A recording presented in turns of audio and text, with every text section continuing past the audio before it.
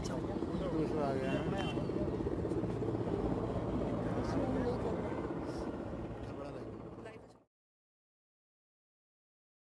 नदी की गहराई से पहाड़ों की रानी शिमला में श्रद्धेय प्रधानमंत्री जी का स्वागत करते हैं।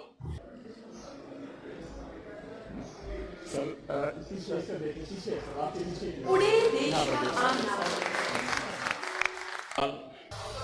अवलोकन रेखा के विषय में हम यहीं से अवलोकन करेंगे। नागरिक उड्डयन के इतिहास में आज का दिन स्वर्णाक्षरों में अंकित हो गया है। देश की हुकूमत के नेक ख्यालात ने आम नागरिक के जज्बात समझे, उनकी आंखों में बलते उस कोमल सपने को महसूस किया जहां हवा में उड़ना बस ख्वाब था। आम नागरिक के इसी ख्वाब को हकीकत में बदलने के लिए जन्म हुआ, सुनिश्चित बनाया गया उड़े देश का आम नागरिक उड़ान योजना का। हम सौभाग्यशाली हैं कि इस योजना का शुभारंभ शिमला से किया जा रहा है।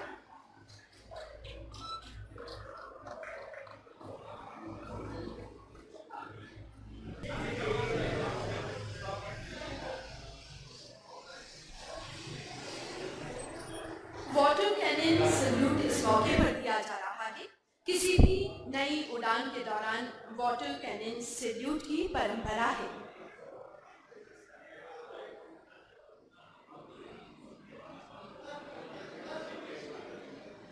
दिल्ली शिमला के अतिरिक्त वीडियो लिंक के माध्यम से कडप्पा हैदराबाद और नांदेड़ हैदराबाद सेक्टर की प्रारंभिक उड़ानों का भी शुभारंभ हो गया है।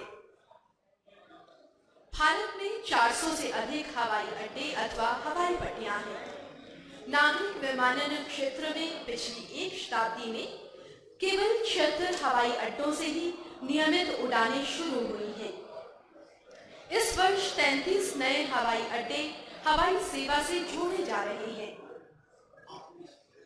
उड़ान योजना का उद्देश्य क्षेत्रीय संतुलन बरकरार रखते हुए हवाई सेवाओं को आम नागरिक के लिए उन क्षेत्रों से जोड़ना है जो अभी तक हवाई सेवाओं से नहीं जुड़े हैं। उड़ान योजना मांग और आपूर्ति आधारित बाजार पर निर्भर करती है। इस योजना के अंतर्गत हवाई सेवाएं देने वाले एयरलाइन ऑपरेटर्स को प्रतिस्पर्धात्मक ई बिडिंग के माध्यम से चुना जाता है। उड़ान योजना के अंतर्गत 1 घंटे की हवाई यात्रा के लिए यात्री को केवल 2500 रुपए किराया खर्च करना होगा, जिसकी दूरी लगभग 500 किलोमीटर होगी। गंतव्य स्थल की दूरी के अनुसार किराया कम या अधिक हो सकता है। ये योजना 10 वर्षों के लिए लागू होगी। आशा की जाती है कि इन 3 वर्षों में ये रूट विकसित हो जाएंगे। उड़ान क्षेत्रीय उड्डयन बाजार विकसित करने के लिए एक नवाचारी योजना है। अनुपयोगी और बंद हवाई अड्डों को सरकार फिर से खोलने की योजना बना रही है। इसके लिए 4000 करोड़ रुपए के बजट का प्रावधान किया गया है। भारतीय विमानपत्तन प्राधिकरण इस योजना के लिए कार्यान्वयन एजेंसी होगी। देश के भीतरी प्रदेशों में उड़ान योजना पर्यटन और रोजगार को गति प्रदान करेगी। आज का ये दिन नागरिक उड्डयन के हिमाचल के इतिहास में स्वर्णाक्षरों में अंकित हो गया है। हाइड्रो इंजीनियरिंग कॉलेज से क्षेत्रीय विकास को बल मिलेगा और स्थानीय युवाओं के लिए रोजगार के द्वार खुलेंगे। बाहें फैलाकर श्रद्धेय प्रधानमंत्री जी का अभिनंदन किया। आपकी विदाई के लिए माननीय अतिथिगण यहाँ मौजूद थे।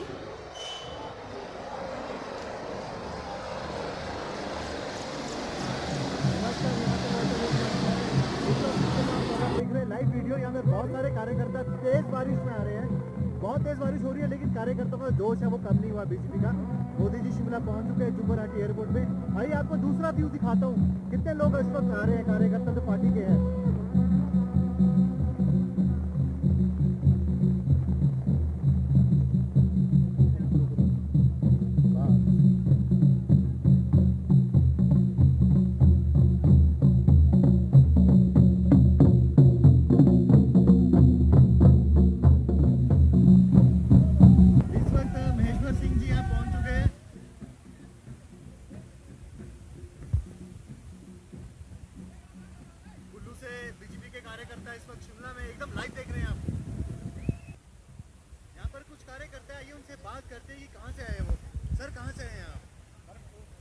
से आए आप? सर यहाँ बहुत तेज बारिश हो रही है, फिर भी आपका जोश बराबर है। तो मोदी जी शिमला पहुंच चुके हैं, आपको खबर मिल चुकी है इस चीज की?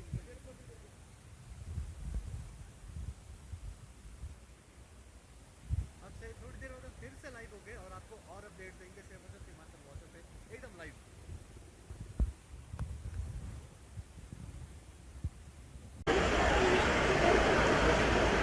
बहुत बढ़िया मिलेगा, फ्लोर में पूरा भरा है। ये ENI वाला उस साइड पे जाके उसको भी कटा ENI का उस साइड पे था ना, उस पीछे पे लेकिन बाद में मैं जब फ्लोर में ना नहीं वो मेरा वहाँ से फ्रंट पे दे रहा था, साइड में जो था जब वो ENI वाला साइड में था साइड में ये आगे काट दिया। राजीव मिस्त्री क्या है कि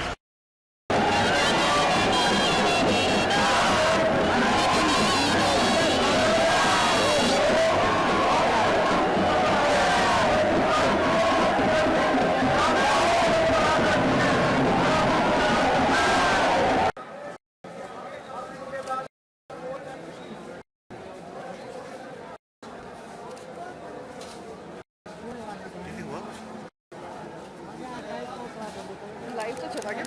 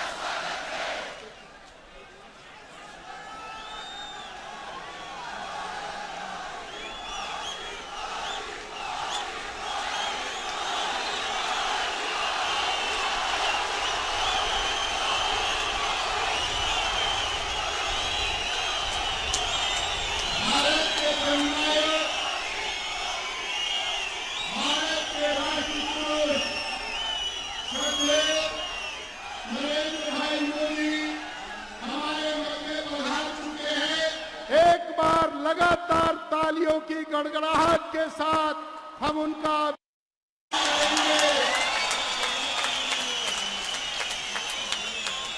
श्रद्धेय मोदी जी का अभिनंदन करने के लिए मैं आग्रह करूंगा आदरणीय केंद्रीय मंत्री श्री जगत प्रकाश नड्डा जी, आदरणीय पूर्व मुख्यमंत्री माननीय श्री प्रेम कुमार धूमल जी, पूर्व मुख्यमंत्री आदरणीय श्री शांता कुमार जी, टोपी लेकर मफलर लेकर और पुष्प लेकर श्रद्धेय जननायक श्री नरेंद्र भाई मोदी का अभिनंदन करेंगे।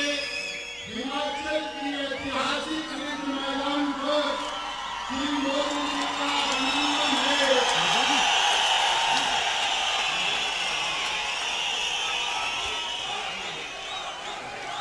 माननीय प्रदेश अध्यक्ष श्री सतपाल सिंह सत्ती जी, माननीय स्थानीय सांसद श्री वीरेंद्र कश्यप जी, माननीय स्थानीय विधायक श्री सुरेश भारद्वाज जी, हिमाचल प्रदेश की परंपरागत मंदिर शैली में मुझे स्मृति की भेंट करके श्रद्धेय नरेंद्र भाई का सम्मान करेंगे। मोदी जी को जय श्री राम। श्री अनुराग ठाकुर जी, श्री राम स्वरूप शर्मा जी, श्री चंद्रमोहन ठाकुर जी, आदरणीय महामंत्री श्री संजय सिंह जी, श्री मनोज कुमार जी, हाथ पे हाथ रख के श्रद्धेय मोदी जी का अभिनंदन करेंगे।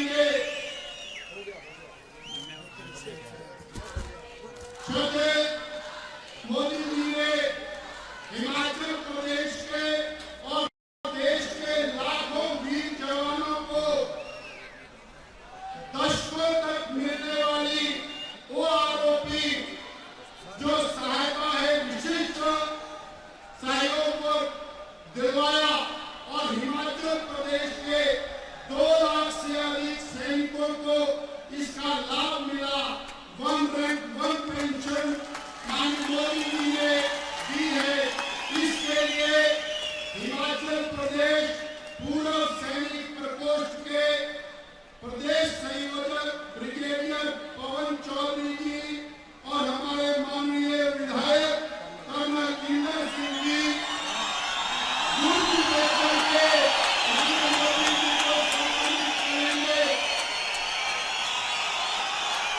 लाखों सैनिकों को जो सम्मान मिला उसके लिए माननीय मोदी जी को धन्यवाद।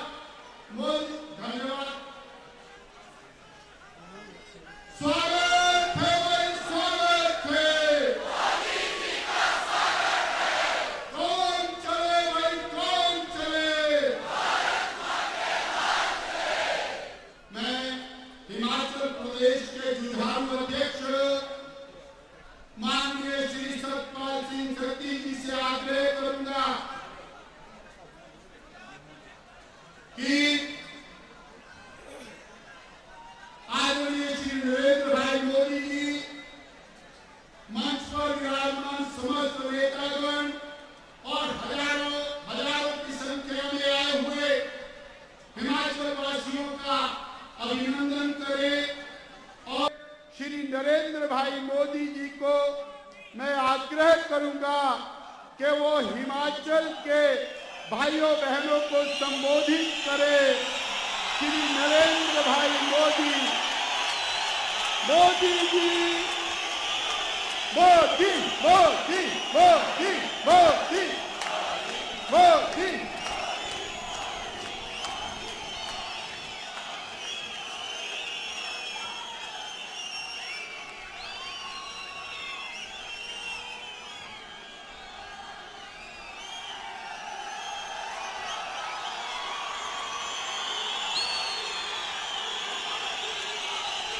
भारत माता की, भारत माता की। मंच पर विराजमान हिमाचल के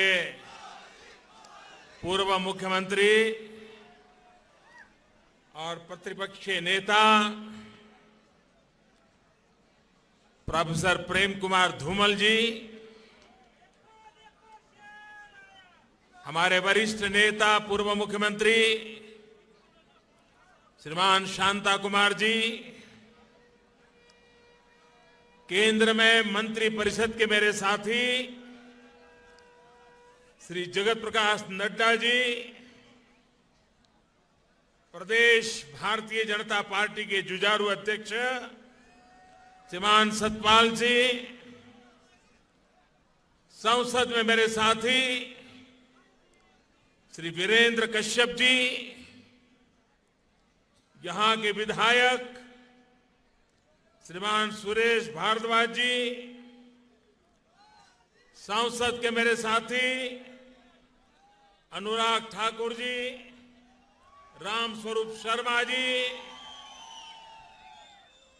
और विशाल संख्या में पधारे हुए हिमाचल के मेरे प्यारे भाई और बहनों,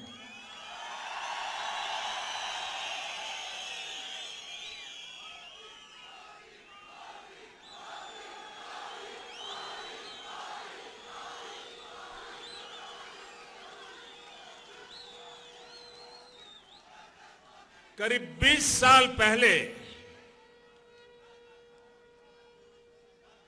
और आज 20 साल के बाद, उस समय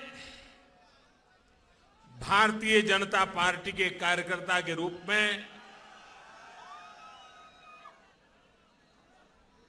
उस समय के देश के बड़ा प्रधान अटल बिहारी वाजपेयी जी की यहां पर सभा थी। उस सभा में एक कार्यकर्ता के रूप में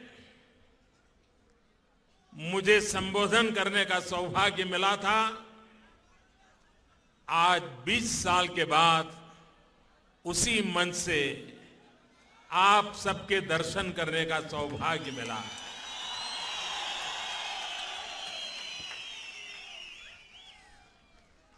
दूर दूर से इतनी बड़ी तादाद में आकर के आपने मुझे आशीर्वाद दिए। मैं देवभूमि के इन सभी नागरिक भाइयों बहनों का सर झुका करके नमन करता हूं, अभिनंदन करता हूं। ये देवभूमि भी है, ये वीर भूमि भी है, ये वीर माताओं की भूमि है।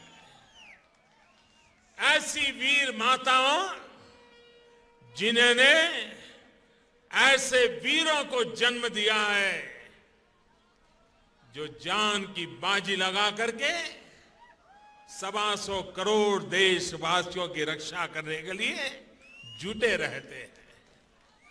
मैं इन वीर माताओं को विशेष रूप से प्रणाम करता हूं। भाइयों बहनों, हिमाचल आता हूं तो ऐसा ही लगता है कि अपनों के बीच आया हूं। पुरानी यादें ताजा हो जाती है। जब मैं यहां काम करता था, माल रोड पर तो पैदल ही चलना होता था, और हिमाचल में दौरा करके शाम को जब कभी कभी शिमला लौट के आता था तो माल रोड पर से निकलना और इंडिया कॉफी हाउस में जाके बैठना।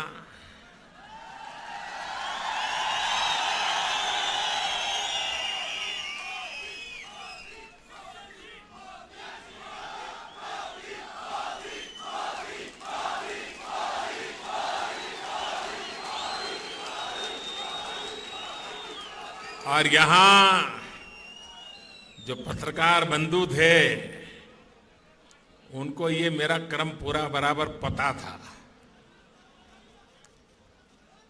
तो मेरे पहुंचने से पहले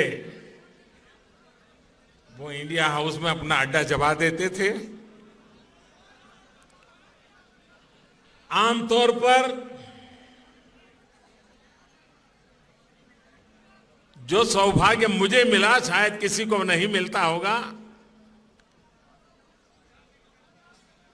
इंडिया हाउस में जब कॉफी हाउस में कॉफी पीता था, मुझे कभी भी जेब से पैसे नहीं देने पड़े।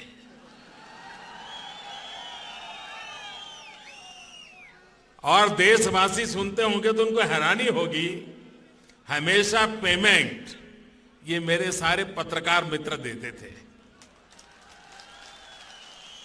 चाहे हमारे खजूरिया जी हो, चाहे हमारे लोमी ब्रदर्स हो, चाहे हमारे रणदीवे जी हो, देख रहा हूं मैं आपको।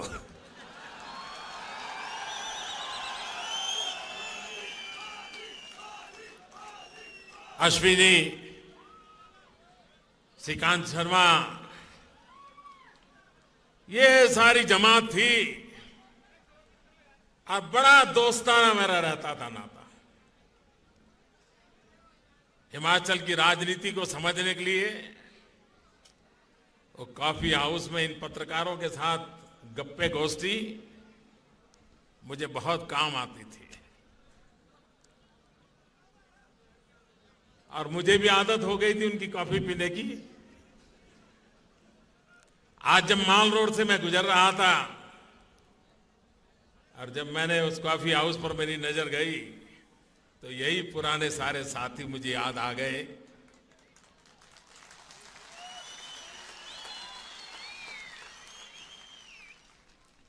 हिमाचल से मुझे बहुत प्यार मिला, लेकिन बाद मेरी जिम्मेवारियां बदल गई, आना भी कम हो गया। लेकिन आपने बुलाया और हम चले आए।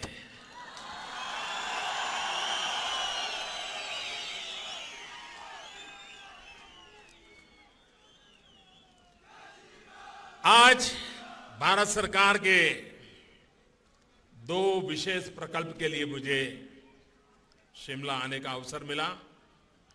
मैं हिमाचल प्रदेश भारतीय जनता पार्टी का आभारी हूं कि इस कार्यक्रम के साथ मुझे आप सबके दर्शन का भी अवसर मिल गया।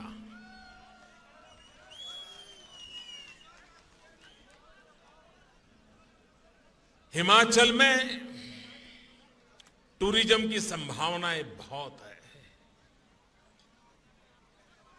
हिमाचल के नौजवानों को रोजगार के लिए टूरिज्म का विकास स्काई द लिमिट, इतनी संभावनाएं हैं। अगर सही कनेक्टिविटी मिल जाए, लोगों को आने जाने की सुविधा ठीक से मिल जाए, और इसलिए भारत सरकार ने टूरिज्म को बल देने के लिए हिमाचल में विशेष फोकस किया हुआ है। सालों से पड़े हुए रेल के प्रोजेक्ट, अब हैरान होंगे, एक रेल का प्रोजेक्ट जो ऊना से जुड़ा हुआ था 30 साल से लटका पड़ा था, फाइलें कहां थी पता नहीं था, मैंने निकाला।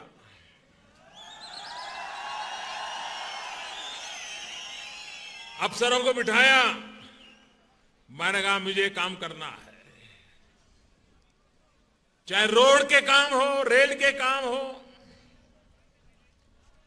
रोड की चौड़ाई के काम हो, क्योंकि टूरिज्म में ये जितना कनेक्टिविटी सुविधाजनक होती है, यात्री वहां आना पसंद करते हैं।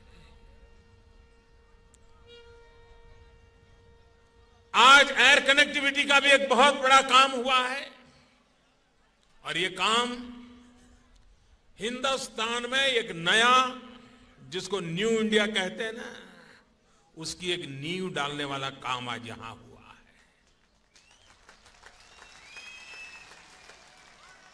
देश में दो ऐसी शक्तियां हैं जो भारत को आगे ले जाने में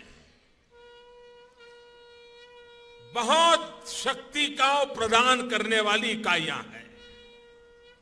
एक मध्यम वर्गीय नागरिक और दूसरे मध्यम श्रेणी के नगर।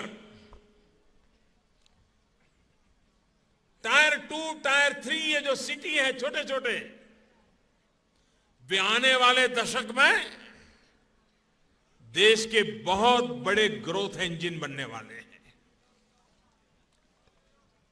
बहुत बड़ी विकास की ताकत वहां से आने वाली है, और उसको ध्यान में रखते हुए एविएशन पॉलिसी, एयर कनेक्टिविटी, जो भविष्य के आर्थिक विकास के लिए बहुत उपकारक हो, उस दिशा में उसकी डिजाइन की गई है। और आज उसका प्रारंभ शिमला से, जो टूरिज्म को बल मिले, और आपने शायद यहां, जब मैं वहां बोल रहा था, शायद आपको भी यहां जो लोग यहां पहुंचे होंगे उन्होंने उसको सुना होगा। अगर हम टैक्सी किराए पर लेकर के जाते हैं तो 1 किलोमीटर का 8 रुपया 10 रुपया लग जाता है, और पहाड़ पर जाना है तो थोड़ा और महंगा हो जाता है। मैं उस समय जब यहां काम करता था तो मारुति वैन बहुत चलती थी, पता नहीं अब तो कौन सी गाड़ी यहां चलाते हैं मुझे मालूम नहीं है, लेकिन उस समय वो बहुत चलती थी क्योंकि जगह बड़ी कम लेती थी, तो यहां के लोगों को सुविधाजनक रहती थी।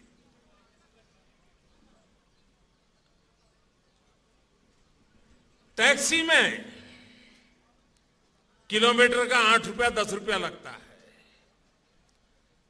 हमने एक ऐसी नीति लाए हैं जिसमें मध्यम वर्ग का सामान्य मानवी भी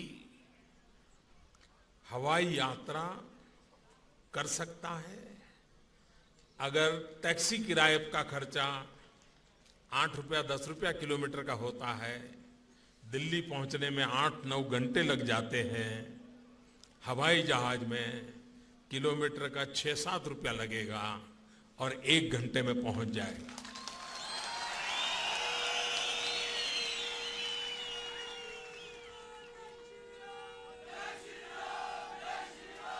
और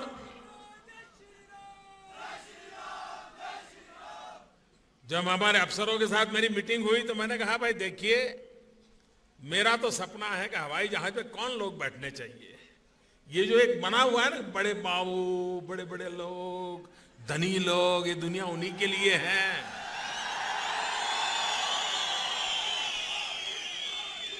इस देश की जो सुविधाएं अमीरों को प्राप्त हैं, वो मेरे देश के गरीब को भी मिलनी चाहिए।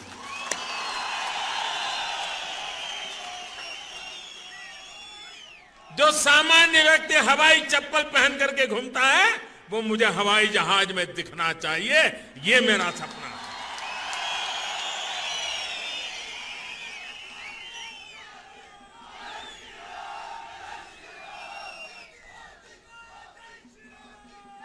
और इसलिए आने वाले दिनों में, आजादी के 70 साल में, इस देश के 70 airport, 70-75 air connectivity, commercial activity के लिए काम आ रहे हैं। इस एक साल में 30 नए जोड़ने का इरादा लेकर के हम काम कर रहे हैं। 70 साल में 70, एक साल में 30। काम कैसे होता है, बदलाव कैसे लाया जा सकता है, वो आप भली भांति जानते हैं भाई। हिमाचल में बर्फ वर्षा होती थी तो हम गुजरात में जब रहते थे तो तुरंत ऊनी कपड़े निकालते थे कि भाई अब हिमाचल में बर्फबारी हुई है तो हवा ठंडी चलेगी, 5-6 दिन में ठंड यहां आएगी। लेकिन अब वक्त बदल चुका है भाइयों। अब उत्तर प्रदेश की हवा हिमाचल में आ रही है, उत्तराखंड की हवा हिमाचल में आ रही है,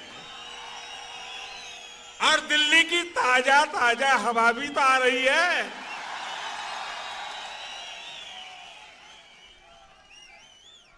भाइयों बहनों, देश में विकास का युग तो है, लेकिन जो ईमानदारी से जीना चाहते हैं, ईमानदारी से कुछ करना चाहते हैं, उन लोगों के लिए स्वर्णिम युग आया है।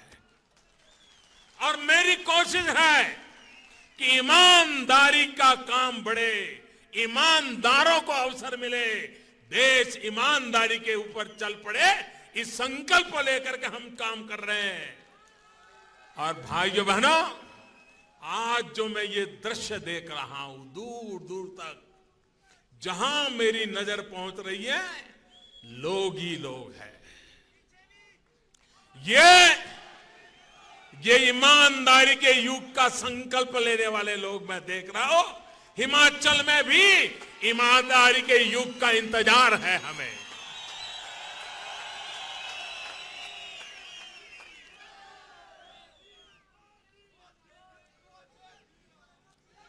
भाइयों बहनों, शायद ही हिंदुस्तान के कोई मुख्यमंत्री को इतना समय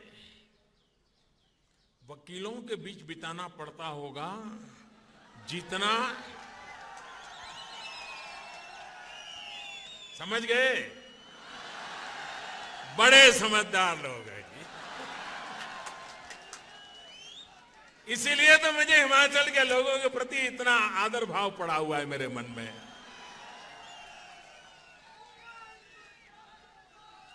भाइयों बहनों,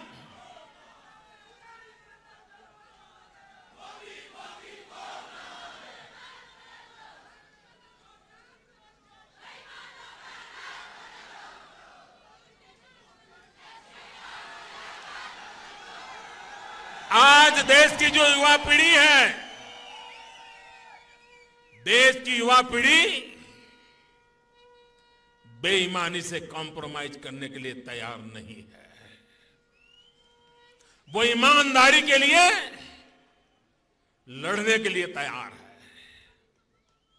वो ईमानदारी को आगे बढ़ाने के लिए मेरे साथ कंधे से कंधा मिलाकर के चल रही है। और यही युवा शक्ति के भरोसे हम आगे बढ़ रहे हैं। भाइयों बहनों, नवंबर में दिवाली के बाद देश भर से टूरिस्ट हिमाचल में आए हुए थे और अचानक रात को टीवी पर से खबर आई,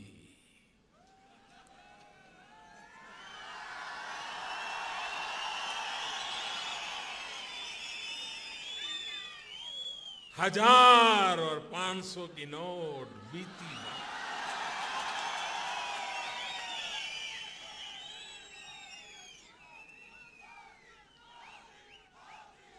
भाइयों बहनों, ये बेईमानी के खिलाफ लड़ाई का मेरा कठोर प्रहार था। उस बात को मैं आगे बढ़ा रहा हूं और आगे बढ़ाता रहूंगा।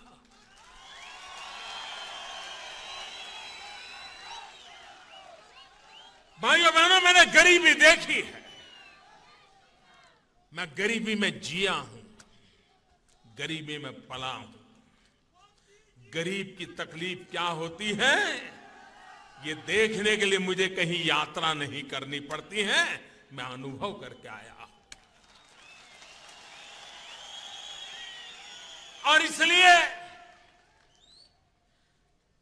जब हमारी सरकार बनी और मुझे नेता के रूप में चुना गया, मेरे पहले भाषण में मैंने कहा था, मेरी ये सरकार इस देश के गरीबों को समर्पित है। और मैंने देशवासियों में आपको वादा करता हूं, मेरे हिमाचल वासियों में आपको वादा करता हूं, जिन जिन लोगों ने गरीबों का लूटा है उनको गरीबों को लौटाना ही पड़ेगा, तब तक मैं चैन से बैठने वाला नहीं।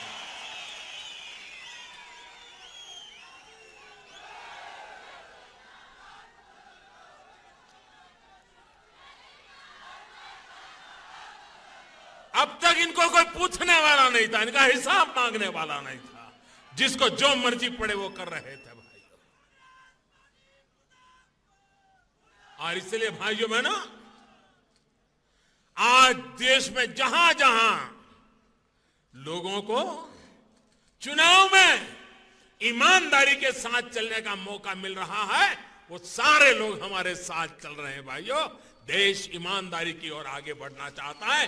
देश का सामान्य मानवी ईमानदारी के इस युग को सहयोग करना चाहता है, उसको मदद करना चाहता है। भाइयों बहनों, आज पूरे विश्व में भारत तेज गति से आगे बढ़ने वाली अर्थव्यवस्था के रूप में उसने अपनी पहचान बनाई है। भारत को अगर गरीबी से मुक्ति पानी है, भारत को अगर बेरोजगारी से मुक्ति पानी है, भारत को अगर सामान्य से सामान्य नागरिक को अच्छी संतोषकारक जिंदगी जीने का अवसर देना है, तो देश को आर्थिक विकास किए बिना, विकास के रास्ते पर चले बिना इन समस्याओं का समाधान संभव नहीं है। और इसलिए भाइयों बहनों, आज दिल्ली में जो सरकार है, आपने हमें जो जिम्मेवारी दी है, हम पूरी कोशिश कर रहे हैं कि देश विकास की नई ऊंचाइयों को पार करे।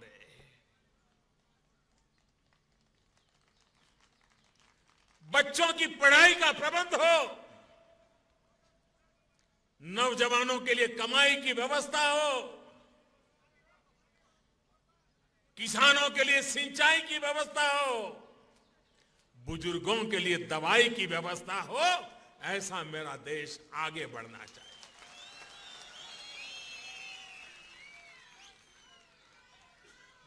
और आप जानते हो,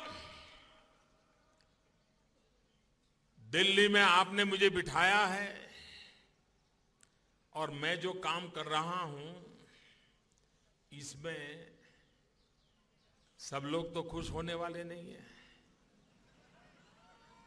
कुछ लोग तो नाराज होने ही वाले हैं, कुछ लोग तो ज्यादा नाराज होने वाले हैं। अब जिनके काले धन पर चोट पहुंची, वो मोदी जी को जय श्री राम बोलेगा क्या? बोलेगा क्या? वो तो मौका देखेगा ना कि मोदी जी की दवाई कब करूं। जिनको परेशानी हो रही है वो मुझे परेशान करने का कोई मौका नहीं छोड़ेंगे, इसका मुझे पूरा पता है। लेकिन अगर मेरे देशवासियों के लिए ये कठिनाइयां अगर झेलनी भी पड़ेगी तो मैंने पूरा मन बना लिया है भाई।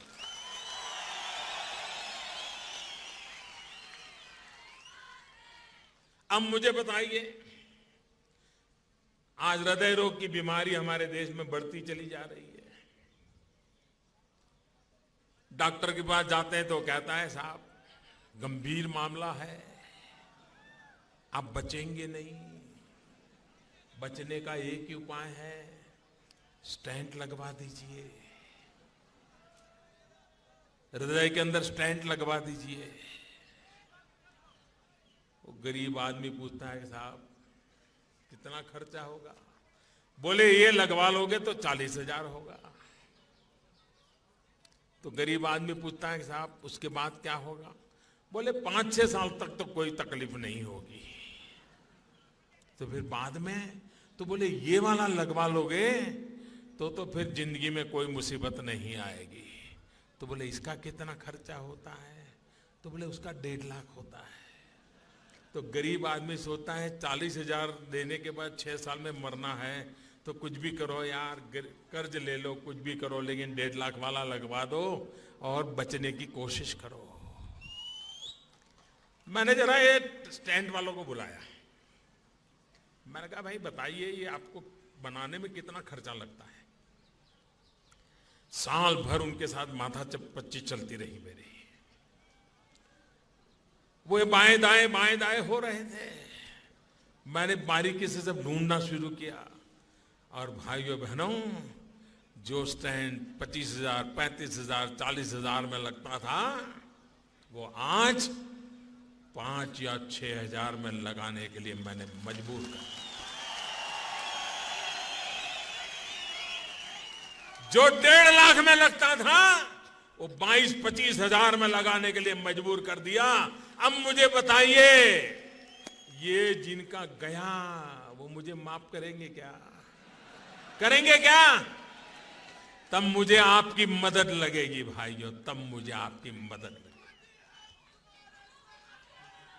दवाइयां, सामान्य व्यक्ति को जो दवाइयां लगे 700-800 दवाइयां ऐसी जो आम तौर पर गरीब मध्यम वर्ग व्यक्ति को बारी बारी से कभी कभी जरूरत पड़ जाती है। परिवार में एक आध बीमार हो जाए तो भी जरूरत पड़ जाती है। कोई दवाई की कीमत 600 रुपया, 500 रुपया, 300 रुपया। हमने दवाई वालों को बुलाया, मैंने कहा क्या रखा है भाई, ये लूट क्यों रहे हो? कुछ तो ठीक ठाक करो। 2 साल तक चर्चा चलती रही और आज 700 से ज्यादा दवाइयां जो कभी 300 रुपए में मिलती थी वो 30 रुपए में मिलने लग गई। भाइयों गरीब आदमी को दवाई मिलती।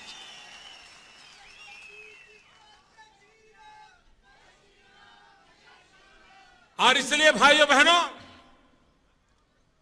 प्रधानमंत्री भारतीय जनऔषधि परियोजना के तहत आज वैसी जेनरिक दवाइयों की दुकानें खोली जा रही हैं जहां गरीब व्यक्ति कम पैसों से वही दवाई प्राप्त कर सकता है जो बड़ी बड़ी ब्रांड और बड़े बड़े पैकेजिंग में आती है।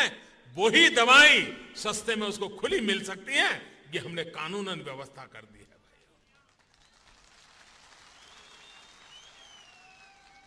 हमारे देश का किसान प्राकृतिक आपदा का शिकार होता रहा। कभी बर्फ वर्षा कम हो तो भी घाटे में, ज्यादा हो तो भी घाटे में, बारिश हो जाए तो भी घाटे में, न हो जाए तो भी घाटे में। ईश्वर भरोसे उसकी जिंदगी गुजरती थी। हमने प्रधानमंत्री कृषि सिंचाई योजना की, किसानों को पानी पहुंचाने का अभियान चलाया है।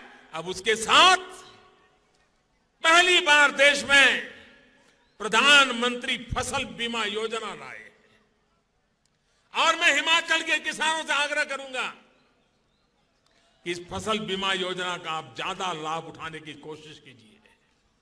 ये ऐसी योजना है, इस देश में कभी किसानों को ऐसी सुरक्षा पहले कभी नहीं मिली है।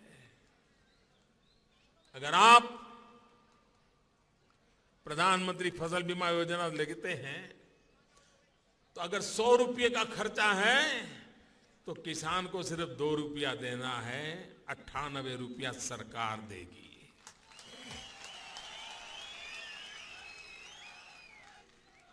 और मान लीजिए किसान ने अपना खेत तैयार कर दिया, जोतने की तैयारी कर दी और सोच रहा था बस बारिश आ जाए तो बुआई कर दूंगा, लेकिन जून में बारिश नहीं आई, जुलाई में नहीं आई, अगस्त में नहीं आई, बुआई हुई नहीं, तो फसल तो हुई नहीं, फसल हुई नहीं तो बर्बाद भी नहीं हुई। हम ऐसा बीमा लाए हैं कि अगर आप बुआई भी नहीं कर पाए तो भी आपको बीमा मिलेगा और आपका साल बर्बाद नहीं। हम ऐसा बीमा लाए हैं कि फसल तैयार हो गई, अब बस मंडी में जाने को तैयार है, खेत में उसका ढेर लगा करके बैठे हैं और 15 दिन के भीतर भीतर मंडी में जाने से पहले अचानक ओले गिर गए, अचानक बारिश आ गई, बर्बाद हो गया, तो फसल बीमा में उससे भी आपको पैसा मिलेगा। ऐसी व्यवस्था की है। भाइयों बहनों, हमने एक बहुत बड़ा महत्वपूर्ण निर्णय किया है और जिसका लाभ आने वाले दिनों में हिमाचल के फल उत्पादक किसानों को सबसे ज्यादा मिलने वाला है। ये जितने बोतल में सब पानी बेचते हैं ना, कलर वाले, कितने महंगे होते हैं, कोका कोला, फैंटा, पेप्सी, न जाने क्या क्या। हमने उनको कहा है भाई, ये जो आप एरेटेड वाटर देते हैं कम से कम 5% नेचुरल जूस उसमें मिक्स कीजिए, सच्चे पक्के फलों का रस उसमें होना चाहिए। अगर 5% भी डालते हैं, फलों के व्यापारी को माल बेचने के लिए तरसना नहीं पड़ेगा। अब नागपुर के अंदर काम कोका कोला के साथ, पेप्सी के साथ शुरू हो गया है और वहां जो संतरे पैदा होते हैं 5% संतरे का रस ऑफिशियली डाला जा रहा है। आने वाले दिनों में हिमाचल के किसानों को भी उसका लाभ मिले। मैं इन कंपनियों के साथ लगातार बात कर रहा हूं, कभी न कभी परिणाम ला के रहूंगा। भाइयों बहनों,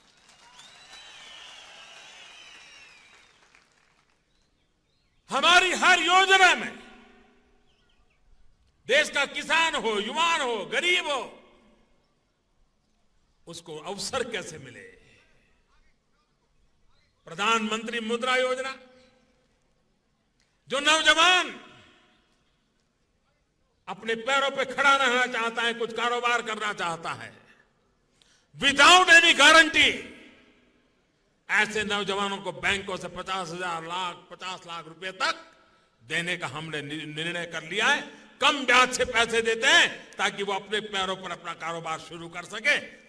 और देश में करीब करीब 3.5 करोड़ से ज्यादा लोगों को अब तक इसका लाभ मिल चुका है। भाइयों, विकास कैसे किया जा सकता है। हमारी माताएं बहनें, मुझे बराबर याद है 2012 के चुनाव में हमारे धूमल जी एक योजना लेके आए थे, मुझे दिखाए थे उन्होंने उस समय कि वो इलेक्ट्रिक चूल्हा दे रहे थे शायद, हैं? हाँ, इलेक्ट्रिक चूल्हा दे रहे थे और वो कह रहे थे कि लकड़ी भी नहीं, गैस है नहीं, तो लोगों को उस समय वो काफी। और मुझे याद है कि मैं एक सभा में मैंने भी लोगों को दिखाया था कि देखो हमारे धूमल जी लाने वाले हैं। भाइयों बहनों, हमारे देश में एक जमाना था, ये दिन याद रखिए, लेकिन कभी कभी क्या होता है, बुरे दिन याद नहीं रखते तो पता नहीं चलता है कि स्थिति कैसे बदल रही है। पार्लियामेंट के मेंबर को गैस के सिलेंडर की 25 कूपन मिलती थी और वो अपने इलाके में साल में एक बार 25 लोगों को, 25 परिवारों को गैस का कनेक्शन देने के लिए ऑब्लाइज करता था।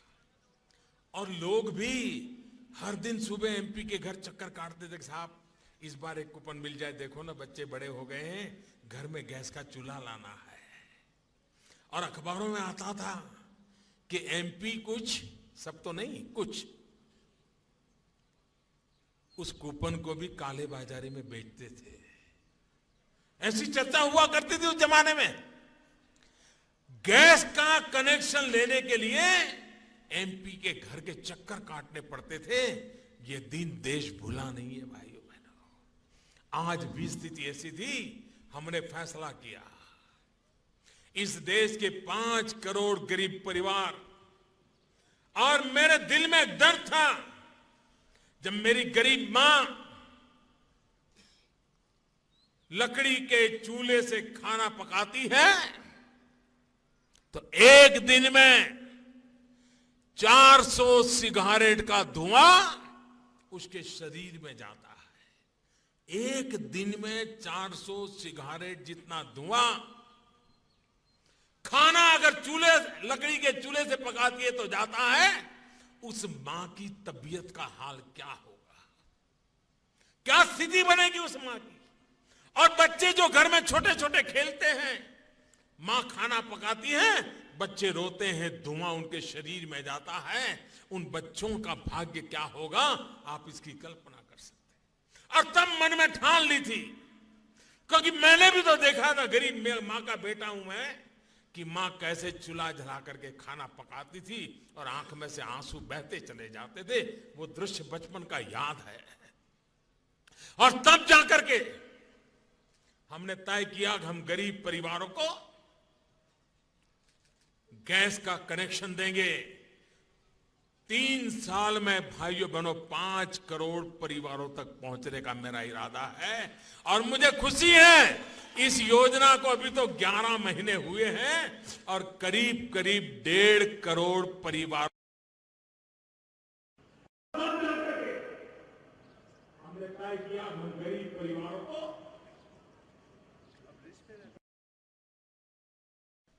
देश के सामान्य मैन को एम्पावर करना है। नोटबंदी हुई है, उसके बाद देश की युवा पीढ़ी आपने देखा होगा, वो जेब में पैसे रखते ही नहीं है, वो अपना मोबाइल फोन से ही पैसे लेन देन करते रहते हैं। धीरे धीरे औरों को भी आदत लगने लगी है। और मैं हिमाचल को कहना चाहूंगा, जितना जल्दी आप डिजिटल करेंसी की ओर चले जाएंगे, टूरिज्म के लिए सबसे बड़ी सुविधा का वो कारोबार होगा। आपको आदत डालनी चाहिए। भीम ऐप बनाई है, मोबाइल फोन से आप मोबाइल फोन को ही अपना बैंक बना सकते हैं। अपना पूरा कारोबार मोबाइल से खरीद भी कर सकते हैं, लेन देन कर सकते हैं। पूरे हिमाचल में ये टूरिज्म का क्षेत्र है। अगर व्यापारियों भीम ऐप से पैसा लेना देना शुरू करें, टूरिस्ट भीम ऐप से पैसा लेना देना शुरू कर दे, मैं समझता हूं टूरिस्टों के लिए इसकी बड़ी सुविधा नहीं हो सकती। हर व्यापारी दुकान पे बोर्ड लगा दें कि हम भीम ऐप से पैसे लेते देते हैं। आप देखिए टूरिस्ट आकर्षित हो जाएगा, यहां के लोग भी उस कारोबार से आकर्षित हो जाएंगे। ये ऐसी योजना आपके लिए बनाई है, नगद की जरूरत न पड़े और फिर भी कारोबार चलता रहे। ऑटो वाला भी उपयोग कर रहा है, टैक्सी वाला भी उपयोग कर रहा है, चने ममरे बेचने वाला, सब्जी बेचने वाला भी आज भीम ऐप से पैसा के लेन देन करने लगा है। हिमाचल में एक आंदोलन खड़ा कर देना चाहिए, डिजी धन का आंदोलन खड़ा करना चाहिए। सामान्य मानवीय की जिंदगी में बदलाव लाने की दिशा में काम करना चाहिए। आप देखिए उससे टूरिज्म को ताकत मिल जाएगी। और कोई हिमाचल में तो कोई ऐसी दुकान ना हो, कोई ऐसी होटल ना हो, कोई ऐसी रेस्टोरेंट ना हो जहां भीम से कारोबार न चलता हो, ताकि टूरिस्टों के लिए वो सबसे बड़ी सुविधा का कारण बन जाएगा। भाइयों बहनों, नौजवानों को रोजगार मिले। टूरिज्म सबसे ज्यादा रोजगार देता है। कम से कम पूंजी निवेश से कमाई हो सकती है ज्यादा से ज्यादा लोगों की, तो वो क्षेत्र है टूरिज्म। जब टूरिज्म बढ़ता है तो बड़े बड़े होटल वाले कमाते, ऐसा नहीं है। ऑटो रिक्शा वाला भी कमाता है, ठेले वाला भी कमाता है, पकौड़े बेचने वाला भी कमाता है, चाय बेचने वाला भी कमाता है। और इसलिए हिमाचल के जीवन में टूरिज्म का बाहुल्य है, इसको हम स्वीकार करते कैसे आगे बढ़े। भारत सरकार हर पल हिमाचल की प्रगति के लिए आपके साथ खड़ी है। हम विकास की नई ऊंचाइयों पर ले जाना चाहते हैं। यहां एम्स का निर्माण करना है। यहां पर आज हाइड्रो इंजीनियरिंग का विषय किया। यहां के नौजवानों को उत्तम से उत्तम शिक्षा के अवसर मिले। यहां पर हिंदुस्तान की जो उत्तम से उत्तम व्यवस्था है, वो व्यवस्थाएं हिमाचल को प्राप्त हो। ये भारत में, दिल्ली में बैठाई हुई ये भारत सरकार आपके साथ खड़ी है। आपकी प्रगति की नई ऊंचाइयों पर ले जाने के लिए आज मैं आपके साथ खड़ा हूं। और हिमाचल वालों का तो मुझ पर थोड़ा स्पेशल अधिकार भी है, क्योंकि मैंने तो आपका नमक खाया है जी। अब फायदा उठाना आपके हाथ में है जी, फायदा उठाना आपके हाथ में। मैं हिमाचल के लोगों की सेवा करता आया हूं, क्योंकि हिमाचल के साथ कई वर्ष मुझे गुजारने का मुझे अवसर मिला है। यहां की ताकत से मैं भली भांति परिचित हूं, यहां की समस्याओं से भली भांति परिचित हूं। जब हमने 1 रैंक 1 पेंशन किया और मैंने मेरी चुनावी सभा में मंडी में घोषणा की थी 2014 में कि हमारी सरकार जब बनेगी हम 1 रैंक 1 पेंशन लाएंगे। लेकिन 1 रैंक 1 पेंशन 40 साल से लटका हुआ सवाल, लेकिन इतनी सरकारें गई, किसी ने अध्ययन तक नहीं किया था कि 1 रैंक 1 पेंशन क्या होता है, कैसे लागू होता है, कितना खर्च हो, कोई हिसाब नहीं था। यानी मजाकिया विषय बना के रखा था। एक सरकार तो ऐसी गई पिछली, उसने 500 करोड़ बोल दिया था। जब मैंने काम शुरू किया तो मैं हैरान था। ये मामला 15,000 करोड़ पहुंचा। 15,000 करोड़ भारत के खजाने से एकदम 15,000 करोड़ निकालना मुश्किल था। मैंने फौज के जवानों को बुलाया। मैंने कहा देखो भाई, ये मेरा वादा है, मुझे 1 रैंक 1 पेंशन करना है, लेकिन सरकार एक मुश्त 15,000 करोड़ नहीं निकाल सकती। मुझे आपकी मदद चाहिए। फौज के लोगों ने मुझे कहा कि मोदी जी, अगर आपको हमारी मदद चाहिए बताइए क्या चाहिए। मैंने कहा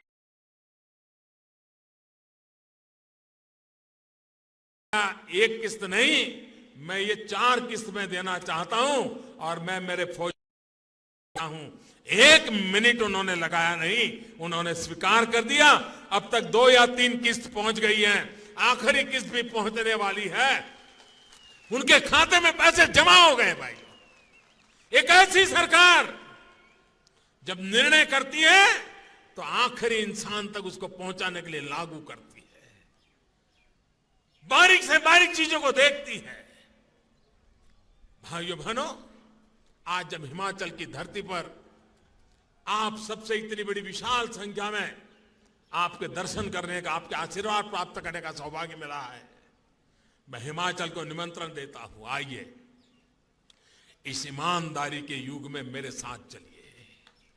आइए बेईमान, बेईमानी, बेईमान व्यवस्था, बेईमान सोच, उसको विदाई करने का ये संकल्प लेकर के आज यहां से चले। इसी एक अपेक्षा के साथ दोनों हाथ ऊपर करके मेरे साथ बोलिए, भारत माता की। ऐसी ताकत दिखाइए कि बेईमानी को भी कांपने का शुरू हो जाना चाहिए। भारत माता की, भारत माता की, भारत माता की। बहुत बहुत धन्यवाद जी को जय श्री राम। मोदी जी को जय श्री राम।